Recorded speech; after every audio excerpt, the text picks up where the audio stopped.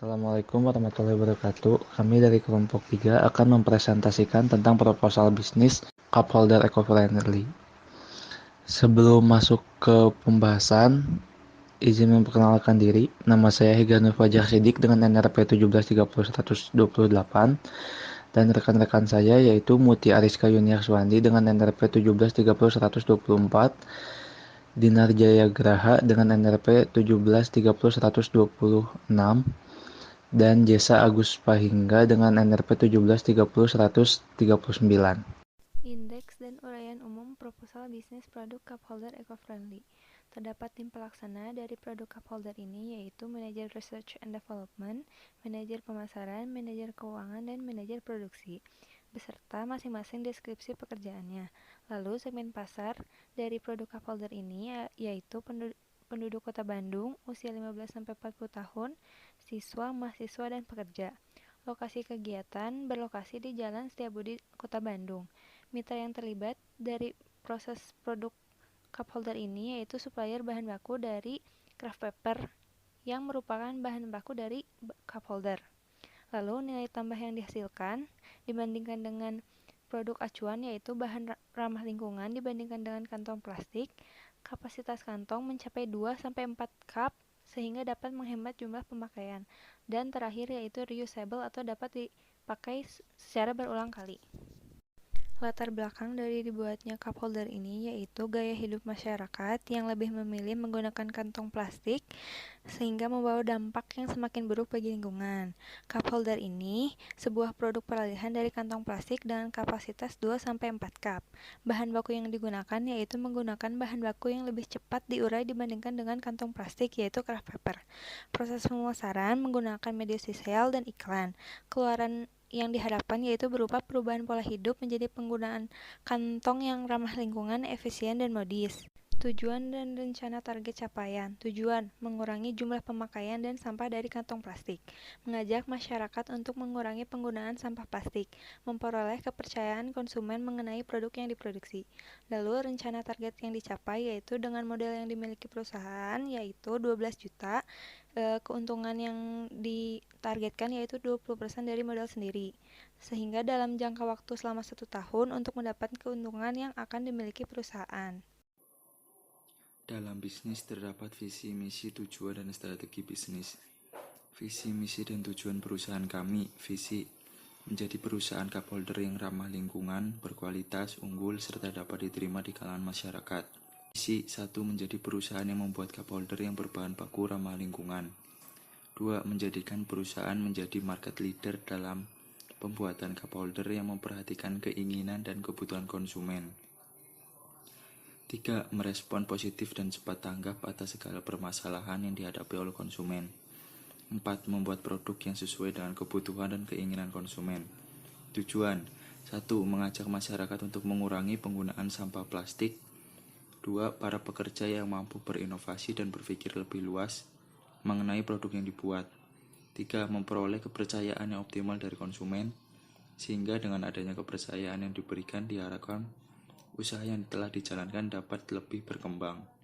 4. Dengan adanya cup holder dapat mempermudah dalam membawa cup minuman. Dalam strategi bisnis perusahaan kami terdapat 4 strategi. 1. Strategi operasional. Tujuan manajemen operasional pada perusahaan. Efisiensi, meningkatkan efisiensi, productivity, meningkatkan efektivitas, ekonomi, mengurangi biaya, quality, meningkatkan kualitas. 2. Strategi pemasaran. Dalam strategi pemasaran terdapat distributing. Perusahaan ini menggunakan media promosi dengan menggunakan sosial media atau memberi pengarahan secara langsung tentang produk kami. Facilitating. Perusahaan menjual barang ke daerah Jalan Setiabudi, Geger Kalong, dikarenakan di sana terdapat banyak toko minuman siap saji. Research. Perusahaan juga melakukan riset agar bagaimana produk bisa laku di pasaran, maka perusahaan mengeluarkan branding cup holder eco-friendly. Processing. Perusahaan ini mengubah bahan mentah menjadi bahan jadi seperti pembuatan cup holder yang terbuat dari bahan craft paper dijadikan produk cup holder eco-friendly. 3. Strategi sumber daya manusia. Dalam strategi sumber daya manusia terdapat pelatihan, rekrutmen, dan penilaian kinerja. Yang keempat, strategi keuangan. Hal yang diperlukan dalam strategi keuangan. 1. Planning keuangan yang berdasarkan pada peramalan, kebutuhan, proyek, dan lain-lain. 2. Strategi manajemen keuangan mengelola proses perubahan. 3. Strategi berpikir untuk merumuskan atau pengambilan keputusan untuk tujuan. Selanjutnya yaitu membahas aspek legalitas dan lingkungan. CV Suka Sehat adalah sebuah perusahaan persekutuan komoditas yang perusahaannya dibuat karena berdasarkan dari perjanjian kerjasama antara orang yang bersedia mengatur dan bertanggung jawab penuh dengan kekayaan pribadinya dengan orang yang memberikan modal tapi tidak bersedia memimpin perusahaan. Selanjutnya yaitu legalitas bisnis. Legalitas merupakan salah satu fondasi hukum sebuah bisnis yang harus diperhatikan sejak ingin membuat bisnis. Di Indonesia sendiri terdapat beberapa dokumen legalitas perusahaan yang wajib dimiliki, yaitu akta notaris. Akta notaris merupakan salah satu dokumen yang dibuat oleh notaris sebagai langkah awal untuk mendirikan perusahaan. Selanjutnya, yaitu NPWP. Badan usaha. Legalitas lain yang harus dimiliki adalah NPWP. Selanjutnya, orang pribadi, sebuah perusahaan juga memiliki kewajiban untuk mengurus pajaknya. Selanjutnya yaitu surat izin usaha perdagangan SIUP atau merupakan surat izin yang dikeluarkan pemerintah daerah kepada pengusaha untuk dapat melaksanakan usaha di bidang perdagangan dan jasa. Selanjutnya yaitu tanda daftar perusahaan atau TDP, merupakan dokumentasi pengesahan yang menyatakan bahwa suatu usaha telah melakukan kewajiban pendaftaran perusahaan. Selanjutnya yaitu izin mendirikan bangunan atau IMB, adalah perizinan dari pemerintah kota kepada pemohon untuk mendirikan bangunan baru. Selanjutnya yaitu surat izin tempat usaha atau SITU. Pemohonan mengajukan pemohon tertulis kepada bupati atau wali kota dengan mengisi daftar isian yang sudah disediakan pemerintah kabupaten atau kota melalui kantor yang ditujukan untuk melayani izin. Selanjutnya yaitu AMDAL. Dokumen AMDAL dinilai oleh KPA. Penilaian dokumen AMDAL sebagaimana dimaksud pada dilakukan tahapan yang sudah ditentukan. Selanjutnya yaitu SPT, surat pemberitahuan. Jenis surat pemberitahuan SPT antara lain seperti SPT masa PPh pasal 21 dan atau pasal 26. Dan tidak semua wajib pajak mempunyai kewajiban untuk menyetor dan melaporkan SPT masa. Untuk mengetahuinya, maka perlu melihat surat ketentuan terdaftar atau SKT yang diterima pada waktu memperoleh NPWP dan surat pengukuran pengusaha. Terus yang terakhir yaitu NRB, nomor rekening bank. Nomor rekening bank untuk perusahaan minimal harus dimiliki oleh 2 orang, yaitu bendahara dan manajer. Finansial dipergunakan untuk mengetahui karakteristik finansial dari suatu perusahaan melalui data-data akuntansi. Karena adanya data-data finansial tersebut dapat ditentukan bagaimana prospek di masa depan bagi perusahaan tersebut. Tujuan aspek finansial yaitu menentukan rencana investasi melalui perhitungan biaya dan manfaat yang diharapkan dengan membandingkan antara pengeluaran dan pendapatan agar dapat perusahaan tersebut bisa berkembang terus-menerus.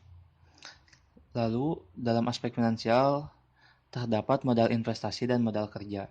Untuk modal investasi terdiri dari biaya praoperasi dengan total 500.000, harta tetap yang terdiri dari sewa tanah, mesin, perlengkapan kantor, dan perlengkapan transportasi dengan jumlah 13.250.000. Lalu, kebutuhan modal investasi yaitu 13.750 dengan modal sendiri 5 juta dan modal pinjaman sebanyak 8.750. Lalu bagian modal kerja itu terdiri dari gaji, biaya bahan per bulan, biaya umum, dan total kebutuhan modal kerja yaitu 6 juta. Total kebutuhan modal kerja itu 6 juta 585.000 dan kebutuhan modal kerja selama 3 bulan yaitu 19.755.000 dengan modal sendiri 7 juta dan modal pinjaman 12.755.000. Lalu neraca itu dibagi menjadi 2, yaitu ada aktiva dan pasiva. Untuk aktiva itu ada aktiva lancar, aktiva tetap, aktiva tidak terlihat, dan aktiva lainnya. Total aktiva itu berjumlah 20.250.000. Dan untuk total pasiva terdiri dari utang lancar, utang jangka panjang, dan ekuitas. Total pasiva 20.250.000 berbanding sama dengan total aktiva. Lalu laporan laba rugi. Laporan laba rugi itu terdiri dari penjualan, lalu penjualan tersebut dikurangi dengan HPP, lalu dikurangi lagi dengan beban komersial, lalu dikurangi dengan bunga, dan dikurangi pajak penghasilan. dan didapat laba bersih yaitu Rp3.618.100. Lalu di sini kita memiliki cash flow. Cash flow itu terdiri dari saldo awal sejumlah Rp33.505.000 dan kas masuk.